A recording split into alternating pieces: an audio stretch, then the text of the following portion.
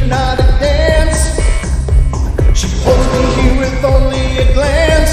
She's over me. She's over me.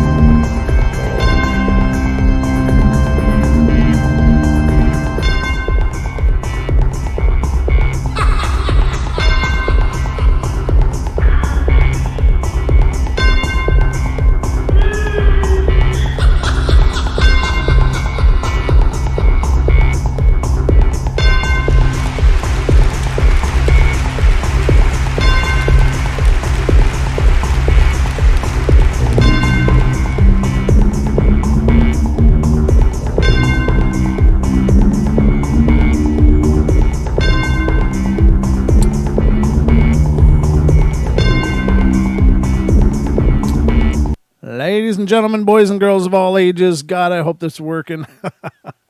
I hope you can hear me. I'm kind of winging it tonight. I just thought I'd better try. I got to try this. Got to try to bring you another Paranormal Portal.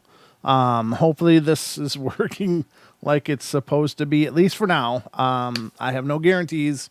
This isn't going to just absolutely poop the bed in just a minute or two, but I've been tweaking things, messing around. I looked around my little town I'm in today to try to find another sound card, but there was no such luck. But here I am, and I don't know. At least rudimentarily, things are okay. So cross your fingers, say a prayer to whatever it is you pray to, and maybe we'll make it through this. Hello, Gemini. I sound great. Thank you. It's good to be back. It was tough last night to have to fold up the show and just say, that's it. You know, I mean, it sucked. It really sucked because I always try to push through whatever's going on. I mean, it's just something I've always done on the show, and it's something I believe in very much is the necessity to do that. I think it's important to keep pushing and to make it work because, you know, my objective is to meet with you guys as often as I can and do my best to entertain you. I mean, that's what I'm here for. This is what I love doing.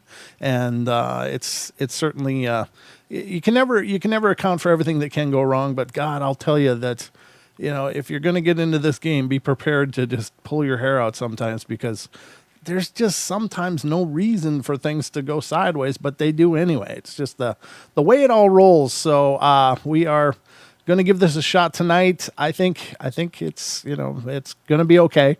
At the very least, I can always turn down the other noises that I usually rely on for the connection to the network since we're just doing this on YouTube. This is the Night Terrors. If you're new to the show, this is the Night Terrors. This is our shorter version of the Paranormal Portal. Roughly an hour-long show dealing with tonight ghostly encounters and usually ghostly encounters. So it's mostly ghost story nights on the Night Terrors. And then we cover the cryptids and lots of other stuff on the 2-hour shows on Wednesday, Friday, and Saturday. So we do also cover ghostly stuff on those nights as well, but try to have a whole wide schedule of things that we can cover. But I'm here with you. Looks like we're in the saddle, ladies and gentlemen. We're in the saddle. So I guess all that's left to tell you is that I hope you're ready because Daddy's home and it's time for bed.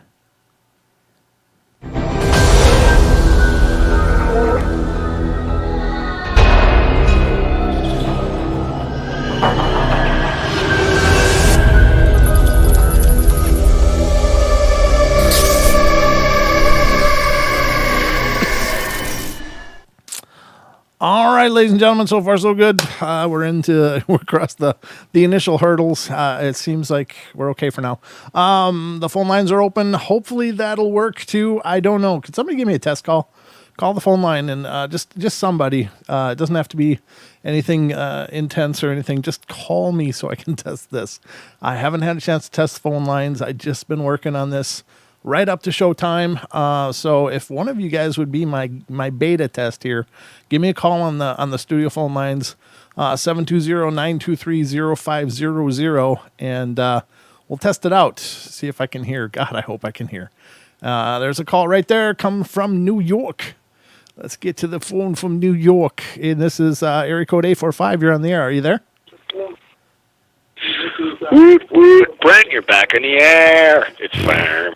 Wow, and I can hear you. Can you hear me? Are you hearing me? Yeah, I can hear you. I can hear you. Okay, good. Yeah, looks like we're official here. The phone lines are working. Outstanding. Yeah.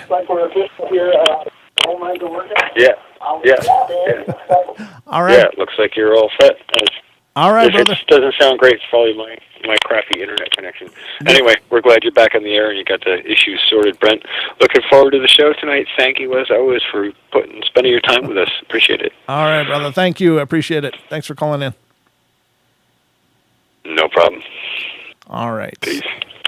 And then that was it. There was another call. I was going to pop over to that one too, but because I appreciate both of you guys calling, I think there was 3 of you initially, but then I appreciate it, guys. Thank you. That's the phone lines look like they're live and working. I don't know. Maybe there's something weird that I did that was the problem all along. I don't know. I mean, it's just I literally.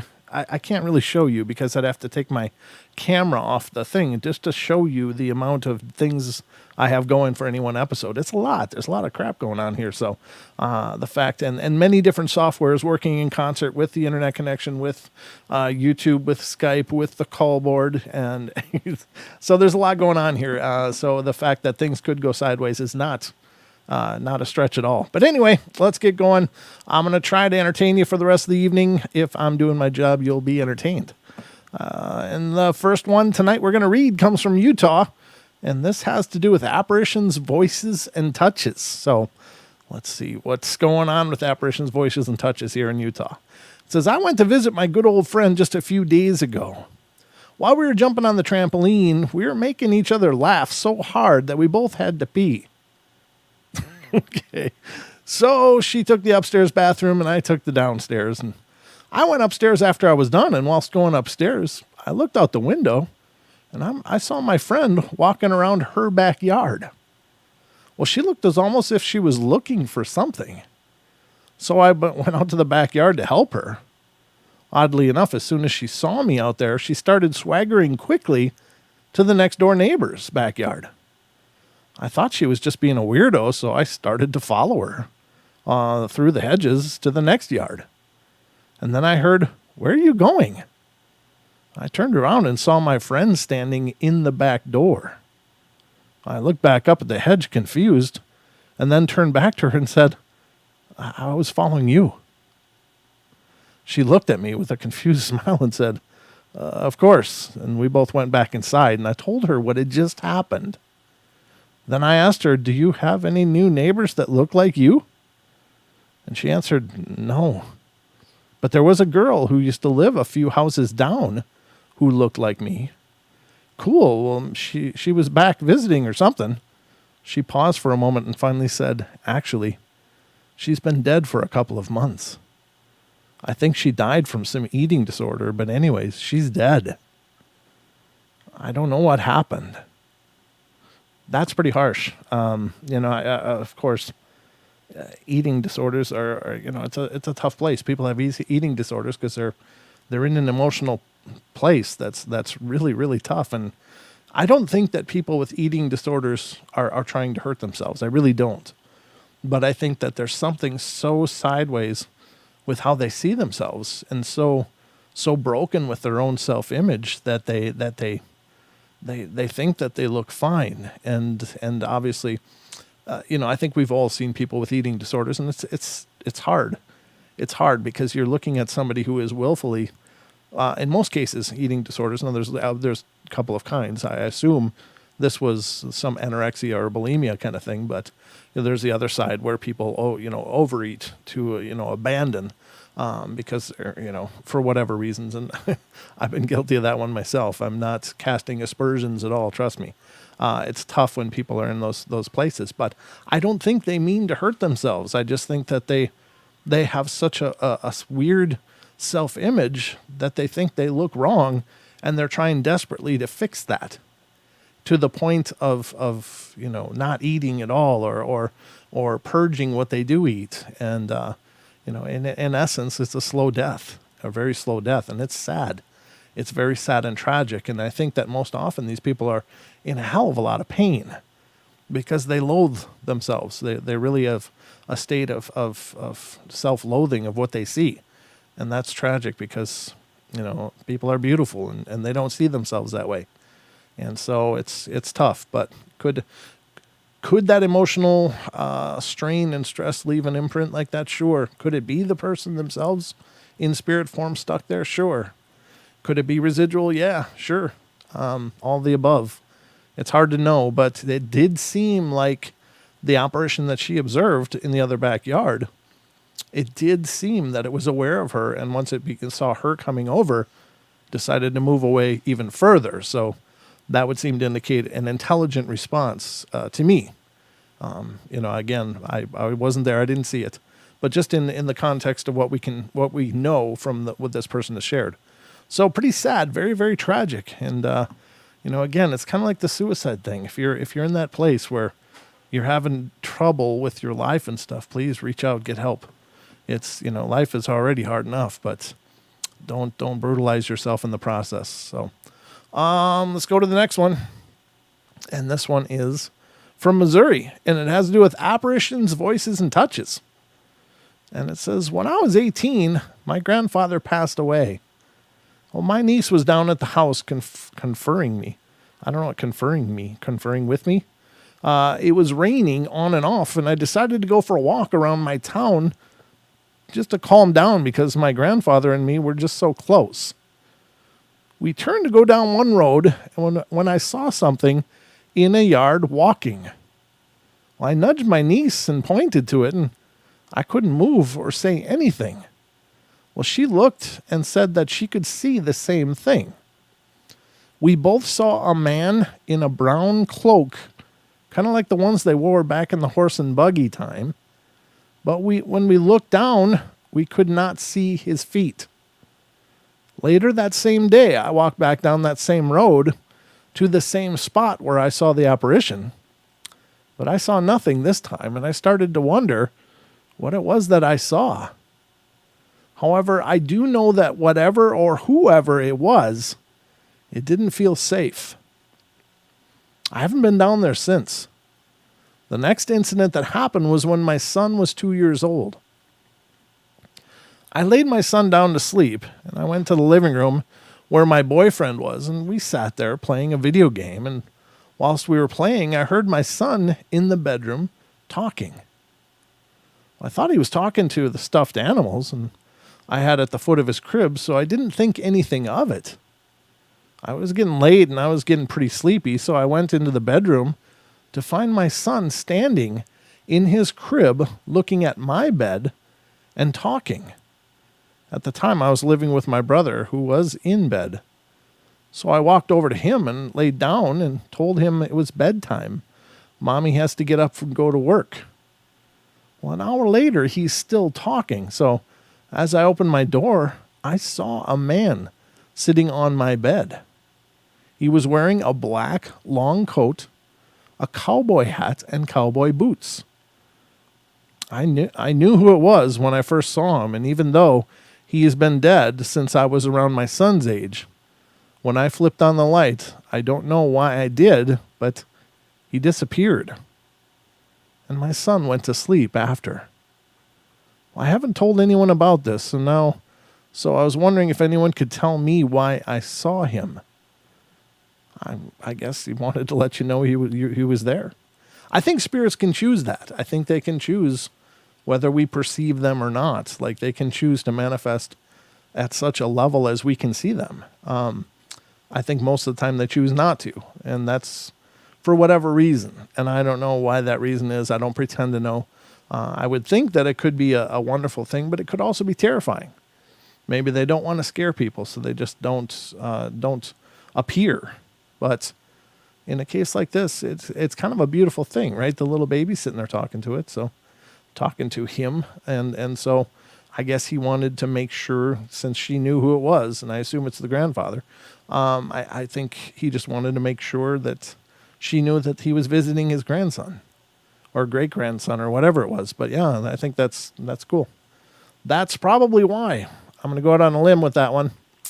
Don't know if you agree with me or not, but that's that's what I got. So let's go. We're not going to do an incubi. I don't want to do stories about incubus, or succubus or any of that.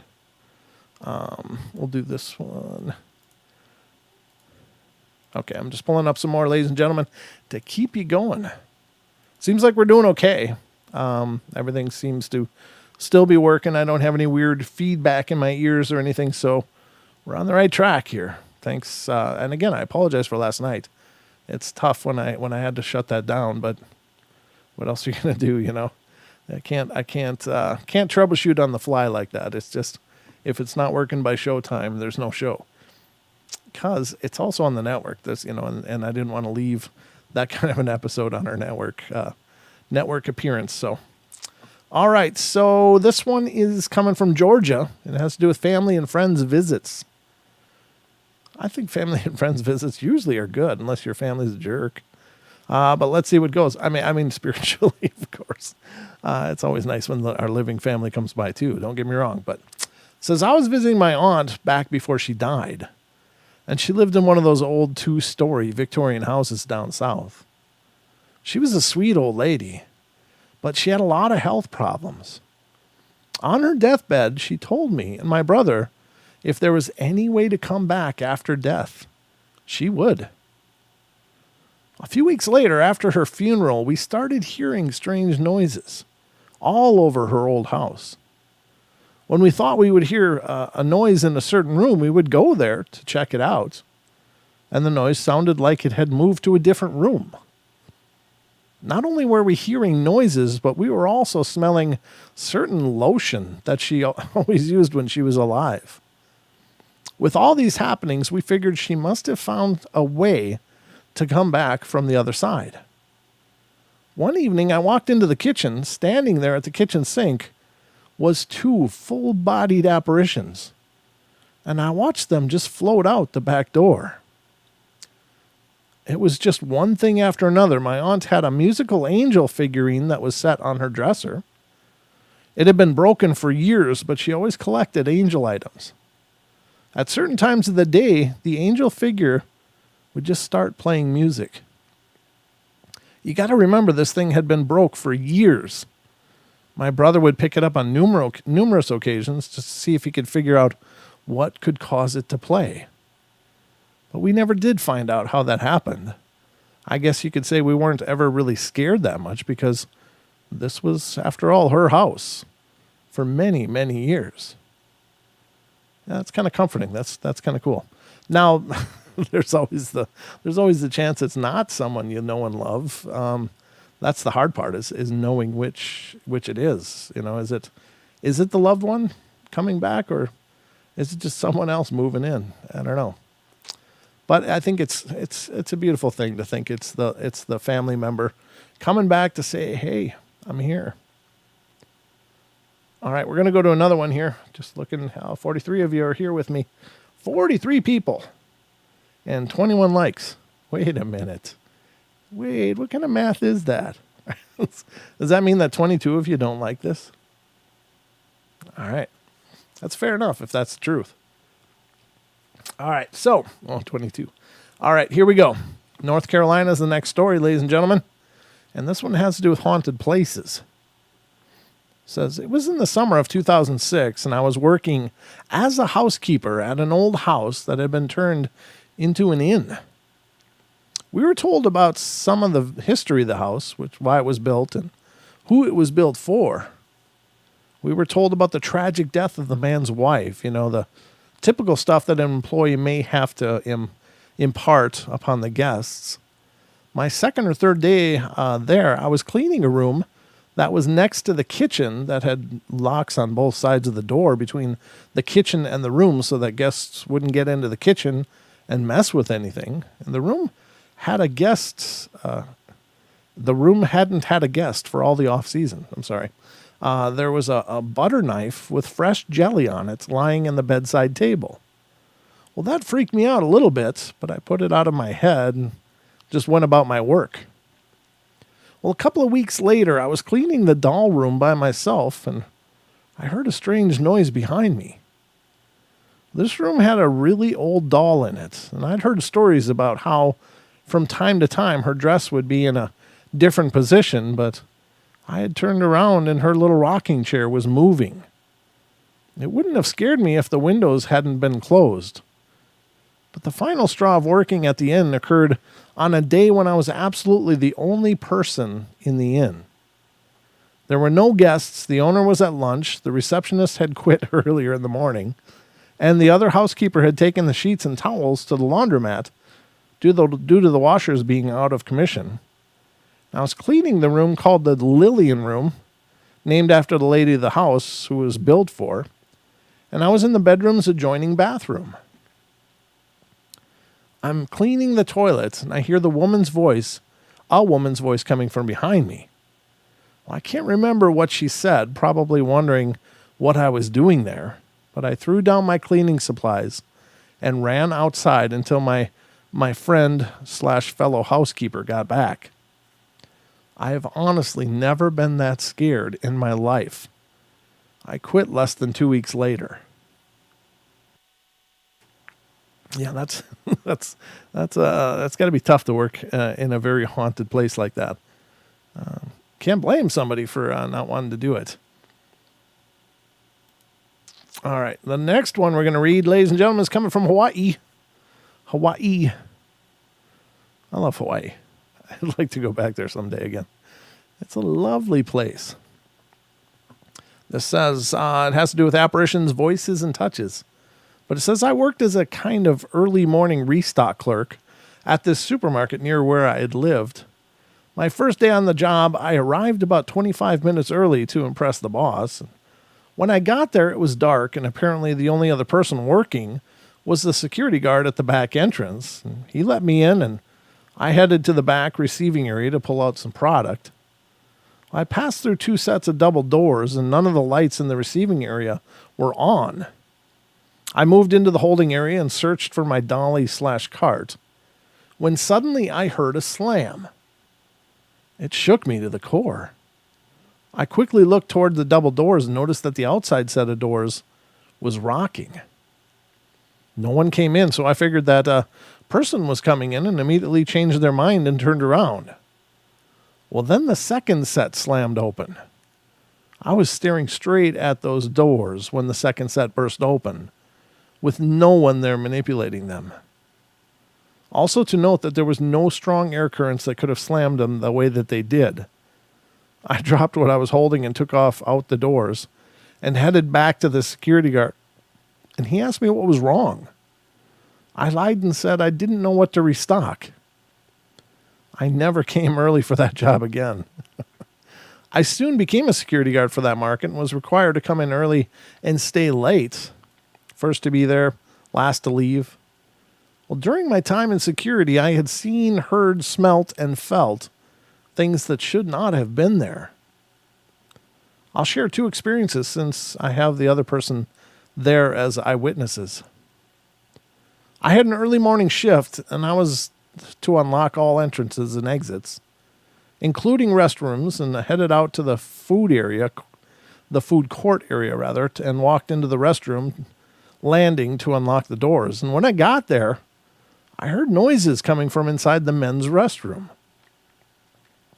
Well, it sounded like a female voice giggling, so I decided to open the women's restroom first, and everything was normal in the girls' section, so I went back to the men's room.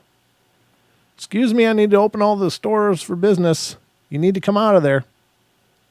The voice stopped immediately. A man then walked into the restroom area with me saying, I gotta go. After that, a male voice echoed in the sealed rest stop. I told the patron to use the girls' room for now, and then I banged on the door and said, look, you 2 are not supposed to be in there. The man came out of the girls' room and said, just go on them. That'll teach him. I was a bit wary until we smelt smoke coming from the restroom. That's it, I'm coming in. I unlocked the door and I unlocked the room and opened the door, and the lights were already on, and the smell and the sounds stopped abruptly. The patron looked on in the empty room and said, weird. There were no other exits or holes big enough for a person to sneak in or out of that restroom. I had a late night shift, and it was a bit past 12, an hour after closing the markets, and I was getting real tired. There was a cashier, a manager, and myself in the store alone. I received a call from the cashier at the front of the store. Hey, there's a guy in here, and he's walking in the storage warehouse. I said I'd be right there, and when I approached the front end, the cashier then pointed to an open warehouse door. He said, he's in there. Just as he said that, we see this idiot walk right past the door into the dead end area of the store. I then call for the manager to come help me. There were two possible ways to come from the back. I figured it would be easier with both of us there. Here's the plan. You hold here and turn the lights when I call to you. I was a bit excited and no longer tired, and I went to the other door to pop in and grab him. I quickly jumped into the darkness and yelped, turn on the lights. The manager said they aren't working. We looked toward the stairs and saw in the dark feet scrambling up to the second level. The only thing on level 2 is the security monitor room, which is locked. I ran up to the next level as well, and no one was there. I then noticed that the generator was not on either. It's so quiet I can hear whispering coming from inside the locked camera room. Are you talking? I asked the manager, and she said no. There is someone talking in here. She shrugs at me and said, well, check it out. I pull my keys out and try to unlock the door, but nothing. I can't get it open, she asked. Nope, I can't. Then I remembered the panel behind the generator was loose and I could squeeze in that way. And I then nudged in the loose panel, and as soon as I did, everything kicked on and the whispering stopped. The lights that wouldn't go on went on. The generator started to hum once again, and the most bizarre thing was that the door was now unlocked. The manager stayed downstairs while I checked the monitor room, and I peeked in, and there was nothing amiss. There was no person there at all. It would have been impossible for him to pass me, let alone two people, and we both came out from the back puzzled, and the cashier asked, did you catch him? I replied, there was nobody there.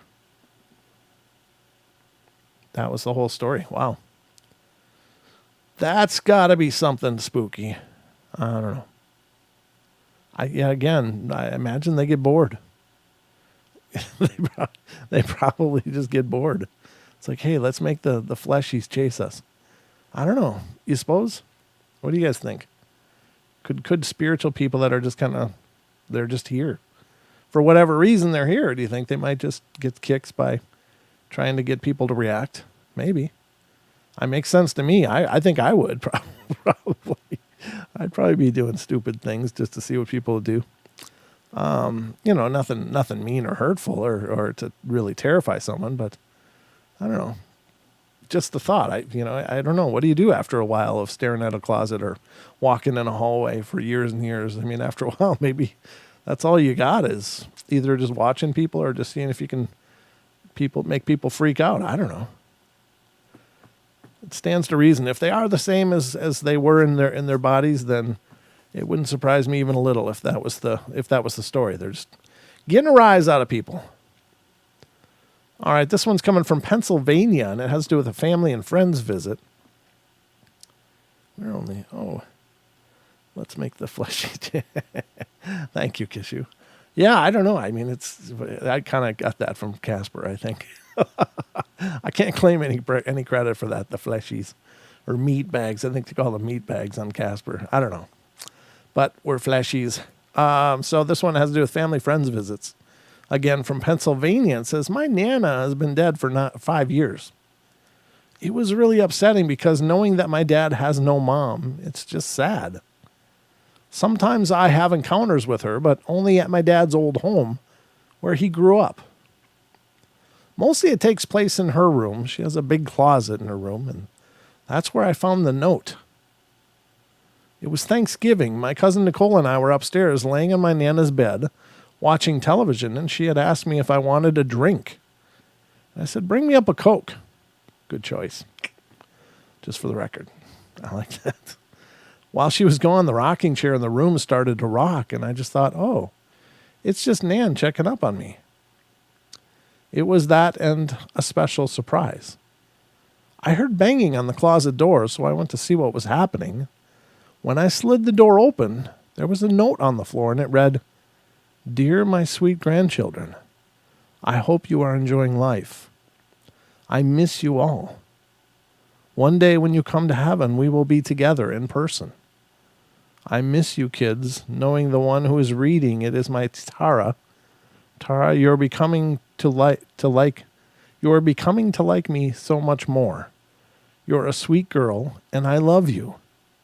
Tell everyone I said hi. Tell Pappy thanks for all the good years. With love, Nana Laubenstein. I had tears in my eyes. I missed her so much. And the best feeling is that she is there with me. I wish she was here, but she suffered enough, and this note is such a big thing to me. And Nana, if I could see you right now, all I could say is, I love you. I miss you, Nana." So that's pretty incredible. I mean, again, I have no idea if this is just a fabrication or if this is a real story. Again, it's represented as a real story, and that's why I'm bringing it to you. But could it be a fabrication? Sure. But what if it's real? That is an absolute incredible event. That it was a note given to the family. What a beautiful piece of closure. What a beautiful sentiment to be able to hold. I mean, just to have that and to know that that was a gift from beyond. I mean, that's just incredible. Just incredible. So, just really cool. If that's true, that is absolutely earth-shatteringly amazing. Might be. I mean, it seems like a lot of things working in concert together to make that happen. Is it possible? Yeah, sure. I think it is. I mean, I'll admit there's a skeptical part of me going, yeah, that's a whole lot of proof. But I don't know. I guess it's all possible, right? It's all possible. But I'm glad this person had that experience if it's real. That is absolutely amazing. Let's go to the next one. This one is coming from Louisiana. This has to do with apparitions, voices, and touches as well.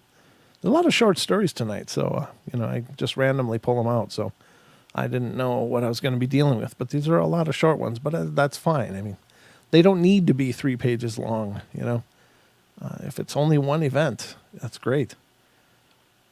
I always tell people that it's like, you share your experiences with me. I want to hear them. If all that happened was your cereal bowl moved a little bit, that's still incredible. It doesn't have to be a whole amazing, series of events and things happening. I want to hear about it all. What did you see? What did you hear? What did you feel? And to all of you out there, as you're listening to me, yes, please email me your stories. Get in touch with me and be a guest on the podcast. We just got a podcast released today, and it's titled "It Started Crawling Towards Me," and the "it" in the question was, or in the title, is reference to an experience this woman who I interviewed had of witnessing an apparition in her home, and it looked like it was in a pool, and it started crawling out of this pool towards her. This sounds horribly creepy. But it was a good interview, and it's a lot of fun, and I really enjoyed it. Lots of ideas were kicked around. Any of our regulars, a lot of the thoughts that I shared are things I share a lot, but nonetheless, we had a lot of fun talking, and it was a good show. So if you, over the next couple days, you got some jonesing for some Portal, then check it out, and that is, again, it's on all the major podcast players, iHearts, iTunes, Pandora, Spotify, Castbox, Stitcher, Google Play, et cetera, et cetera, et cetera. So we're all over the place out there. So check it out if you would, please, and spread the word. If you are a Stitcher listener or an iTunes listener or wherever you're listening to us on the podcast, if the player has the opportunity to rate the podcast, please do that. It helps us a ton and will help other people get suggested. Our podcast will be more suggested by their algorithm. It's the same thing as YouTube. It's just everybody's got their algorithm. So the more interaction you have, the more it gets recommended. So we would appreciate your support and your help. But also, please make sure to subscribe right here on our YouTube channel. Click the red button, click the bell, and that'll notify you anytime we go live. It's, I look at our analytics, and a lot of channels have, like, most of the people checking out their videos are not subscribed, and we're at about 65% are subscribed or better. So we're doing pretty good. Most of the people watching the Paranormal Portal are subscribed people, but there's still 30-some% that aren't. And so please get subscribed and spread the word. Let people know about us. It helps us a ton. And keep liking. We're at 39 likes out of 45 viewers, 46 viewers. Somebody else just came in. Welcome, wherever you are. Welcome to the show. Thank you to all of us for checking us out. So this story is from Louisiana. Yeah. So this is from Louisiana. Apparitions, voices, and touches. It says, every so often, strange things happen in my house. This is the first year I've ever seen a spirit or heard unexplained things. No one seems to see what I see, and they just kind of think I'm crazy. When I was brushing my hair before I went to bed, I saw a small cat-like figure.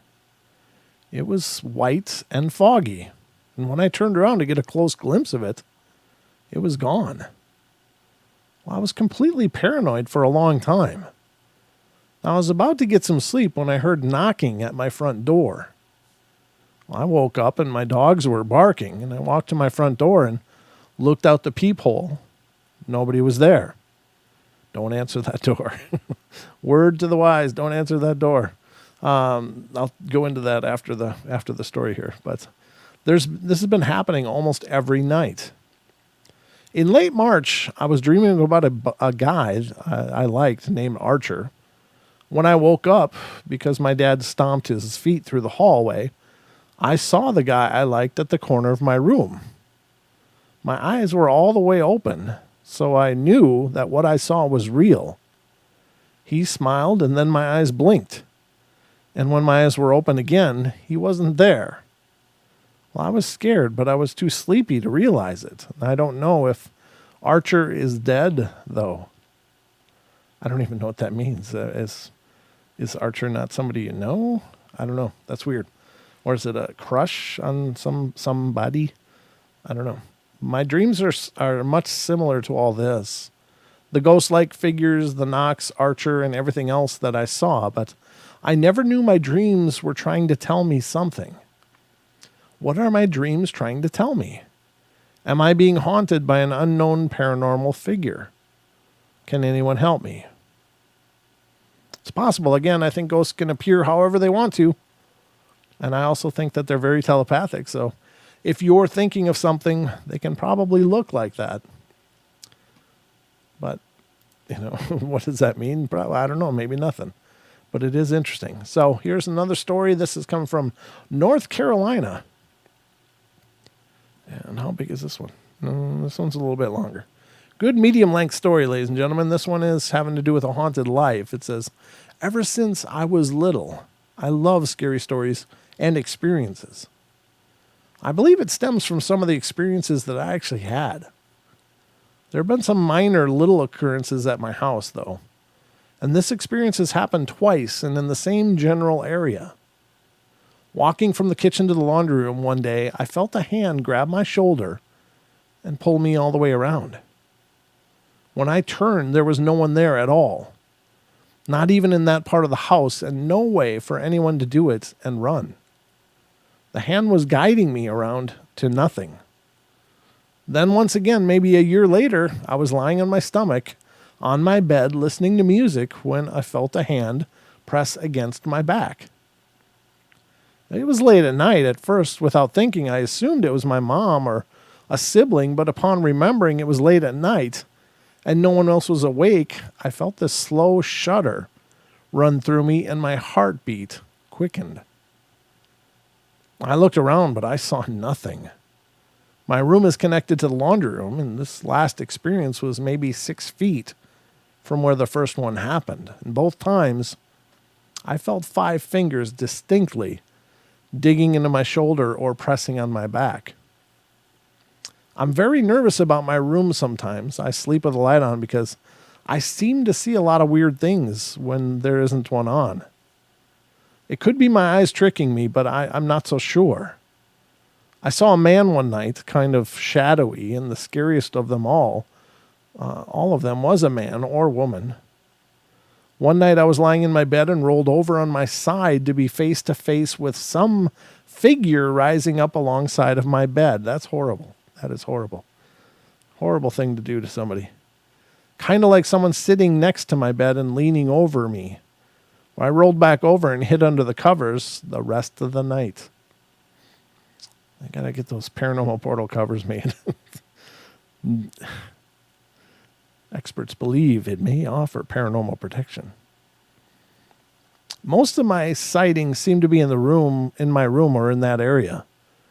On another occasion, walking through the laundry room, briefly glancing in my room, I saw a child standing in there. While thinking nothing of it because I have 5 younger siblings, it was just a small figure, and I didn't stop and stare. I just glanced. Well, I walked onto the washing machine, walking back 2 feet and glancing again with no way to miss someone going out of there. The laundry room was about 10 feet straight through. I went in my room and looked all around, but no one was there anywhere. There's only one entrance to my room, after all, and I went to the living room and asked my mom where the kids were, and they were all out in the front yard. My most recent sighting was a few weeks ago. My room is set up so that my bed is against the wall. My door is so I can see the shadow my doorway casts on the wall opposite, but I wasn't feeling well, and lying in bed looking at the doorway shadow, I saw a person's outline for a brief moment, but it didn't walk away. It just disappeared from my wall. None of my family were in the doorway, and I could hear them in the living room, and I checked to be sure. On another note, in my sister's room on the other side of the house, but connected to mine, way, way back when I was about 6, me and my brother were on the bottom bunk of our bed, thinking our sister was on the top, and I called up, "Are you up there?" And we heard a very clear yes.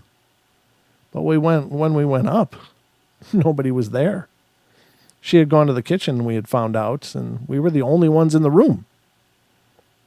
I do find it odd that most of my experiences I have had are actually in my room. My little sister has seen stuff too, and she once saw a woman leaving my room, and she's seen stuff in other parts of the house too. So, any thoughts? I had a dream once of a woman buried under my room, but I don't know if that might mean anything. There is also a graveyard across the street from my house of a family that all died from a sickness. Maybe that explains the man and the woman and child in my room. Furthermore, back when I was maybe 11, me and my brother went walking in there, and I took a piece of the grave that broke off and still have it on my shelf. You might not want to keep that. They all died and were buried together in a large grave. I'm also aware that my house is where a tobacco farm used to be, and slaves were buried all over our land. Those are the only ones I can remember right now, and I'm pretty sure that the more I will write when I do, and if anything else happens. Pretty sure there are more I will write, and when I do, and if anything else happens. Yeah, that's a lot of old places. They got a lot of old history, a lot of old ghosts, a lot of old pain, probably, if it goes all the way back to the old tobacco farms and slavery. My God, what a horrible thing. Very interesting, though, nonetheless. What? That's weird. This is a weird one. I don't know. just reading a little bit of it, it was weird. So this one's coming from Wisconsin. It's a lot of different things are the activities. So it says, I've seen strange things my entire life, ranging from possessed statues to ghostly women. But my most memorable experience was the first time I met the shadow men. I woke up from my bed and instantly knew it was a dream. I often had night terrors as a child. Boom. Night terrors. Sorry. So I quickly learned to lucid dream in order to fight my nightmares. Well, I started with a technique I called the emergency exit, in which I would slam my eyes shut and then slam them back open in an attempt to shock myself out of my dream, and it was fairly effective. So I got out of my bed and looked out my second-story bedroom window. Below, I saw a parade. Well, this is especially odd since we lived on a dead-end street, but I guess it makes sense because it was a parade of humanity. At the time, I didn't really get it, but as my life went on, I discovered I had seen a parade of all the events through history, or at least the important ones, or the ones that I'd encountered in my life. Just as I was about to see how the world dies, I turned to find the shadow man, and he was holding a woman hostage. I didn't know her. I got mad and took him out easily. Then the woman ran off terrified, and I was still in a berserk mode and turned to face the other room that was across the hall from mine. And this room was evil. It was the place that the haunted statue, which I'll explain in a different time, my mother bought and kept all at the time. It was an empty and evil place. This room was common in my nightmares, even when I didn't dream of my room. Well, I walked across the hall and into that room, and I turned and saw 4 shadow men playing poker where the TV usually was. No one lived in that room, and I don't know why we had a TV there. Then I turned to my right and saw another one standing there, and that's when I woke up. I saw some other stories on shadow people, so I thought I'd post mine, and I've seen him both in and out of dreams, although most commonly in dreams. But is it just me, or am I the only one that has seen him or them with a dog like a Doberman? And I've also seen several fights with the dogs. So it's possible that it was a site of dog fighting. I don't know. That's weird. I realize that's the canned answer for that kind of a thing. You see an apparition of a man with a very ferocious dog and is fighting another dog. Well, it might just be an imprint of some past event. Unfortunately, things like dog fights, those are incredibly brutal. I mean, the dogs destroy each other. That's what they do. It's not, hey, you took him down. Okay, you get to win. You get 2 milk bones tonight. It's kind of gladiatorial. It's like you watch them fight to survive. And that's so horrible, so dark, so twisted. Because, I mean, these are 2 innocent lives. I mean, they're animals. But if you love animals, you'll know that they don't have, for the most part, most animals don't have human nature. They don't have that. I don't like these kind of people. They don't have prejudice. They don't have revenge mostly. I mean, some would say that animals do get their revenge. Oftentimes you'll know if your dog's happy with you or sad with you when you walk through the living room and hit a landmine. But so maybe they do have kind of a revenge, but you know what I'm saying? It's not a dark, twisted emotion, and they don't go out of their way to hurt anything. They may react in such a way due to their nature, but these are situations where people are taking these very loving animals in most cases, even though they're raised like hell, they raise them like crap so that they grow up aggressive and stuff, but they take these animals and they brutalize them, and then they put them in a ring to tear another animal apart, and either your animal wins or it dies. That's like it. Of course, they can get so brutalized that they can't continue, and some animals have lived through that kind of stuff, but it's a horrible, horrible, horrible thing. Just horrible, because animals are for the most part pretty pure spirits. They're not corrupt in the way that people are or can be. So that's just so tragic. That's just so tragic. But it's the way of the world, I guess. And You don't hear about those kind of stories much, but I don't doubt that stuff is still very prolific and happens all the time. Things like dog fighting and stuff, because people, we always seem to need our arenas. We always need our gladiators. We need to see things struggle. And I don't know why. There's some people take a real perverse joy in that. Maybe that's a corruption of the human spirit. I don't know. But it's horrible. It's just dark and twisted. I can't even watch those videos where they like put a spider and a wasp in a cage and, here, let's see which one wins. It's like, well, Jesus, really? That's the best you can come up with? Let's put stuff together and watch it kill each other. And I realize that, it's insects and bugs and stuff, maybe not the same caliber of, but it's still watching brutality. And I don't understand that. But I'll watch boxing and stuff, and I'll watch MMA and stuff like that. But that's different. These are people that train for this. They are exercising an art, a martial art, and it's for that purpose. It's for challenging other people to see, the caliber of their training and the caliber of their commitment to their art. And yeah, they bleed, and yeah, they get hurt, but they love it. They literally love it. These people that fight, they love doing it. And there's rules, there's guidelines.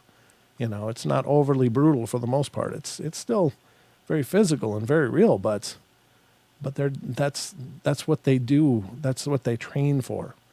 And so to watch them fight, it can be sometimes tough, but for the most part, it's watching two people challenge themselves, much like watching somebody climb a cliff or skydiving. It's just a different manner. But to watch animals tear each other apart is not the same thing. It's not the same thing at all. So, yeah, I don't know whether you wanted to know my opinion on that or not. It's whatever, but it's my microphone, my show, and you get my opinion. So it comes free of charge, though, I will point out. Those do come free of charge. We're all kind of organic robots. Yeah, sometimes. I think so, but I think we're capable of so much more, Yeah, gross, man. Hey, Duke, I did see you called today. I'm sorry I haven't been able to get back to you.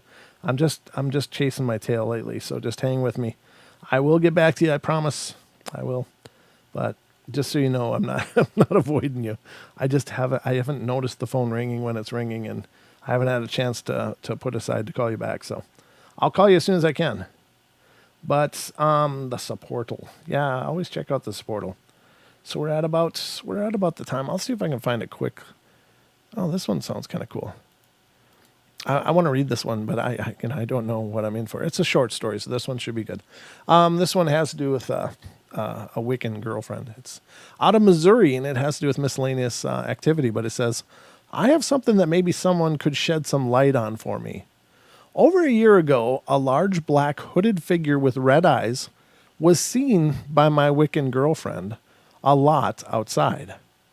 By her accounts, it could knock on the door right after I'd leave for work in the morning. Well, it got into the house and has been here ever since. When she sees it, I do not. But I do hear things around my house. Closet doors slamming shut, walking across the floor, and even a shadow cat sometimes. It likes to pester our cat at night. Okay, now it seems there is yet another black hooded figure waiting outside our house. And this one is a lot larger and has no eye color. It's just pure black. She said that the one that stays in our house is scared of this one. She says that something is keeping it outside so far, but it does try to come inside and has been staying in for longer and longer periods. The bad thing is, she tells me that if it gets inside, it won't be a good thing. That we won't survive when it finally gains full entrance into our home. She is looking for spells and other things in her Wicca beliefs to help. I, on the other hand, am an atheist, but I do believe in spirits and evil things out there. I do sense things sometimes when they are near me and have had experiences in the past. I've read many stories and not are just the same as mine. or maybe it means none are just the same as mine. But I do see more and more people confronted by black hooded things. I do wonder why more and more people, more and more are appearing now, rather. Anyways, if anyone has anything to add that may help, or even questions, please let me know. Well, that's, again, hooded figures. Those come up from time to time, and again, it's not just a one thing. There's lots of things that appear as shadowy figures. The Hat Man, shadow people, the robed hooded figures, there's the shadow of the Hat Man with the red glowing eyes. There's the one without it. I don't know. There's nefarious ones. There seems to be benevolent ones. There seems to be neutral ones that don't seem to get involved at all. They just happen to be there. So I don't know what these things are. It does sound like something that may have been. The reason that it's maybe there is because she might have done. Okay, here's the thing with these kind of arts and practices. There is a specific way in which rituals should be performed. If they're misperformed, you can open doorways. You can open wedges that sometimes things can exploit to come in. With a casting, with a ritual of some kind, they're generally prescribed with very precise incantations, very precise motions, very precise mediums to use. And by mediums, I mean substances and tools. They are also utilize usually very precise calligraphic type of symbols or talismans that are also cast, or runes that are cast as well. And so they are really very much a recipe. And by not exercising these precisely and carefully, and also maintaining the focus, because the physical attributes of a casting or a ritual are important, but more so important is the person's focus, remaining focused, because you are the conduit by which all this energy is being channeled. And if you're not focusing that energy, then you are creating problems. And that is why I firmly believe that people shouldn't just pick up a book about, hey, look at this, Druidism. Let's try some of this out. Hey, the Necronomicon. Let's give it a whirl. Hey, here's some Kabbalah. Let's throw something together, see what happens. It's not the same as whipping out a Ouija board, although a Ouija board is a ritual.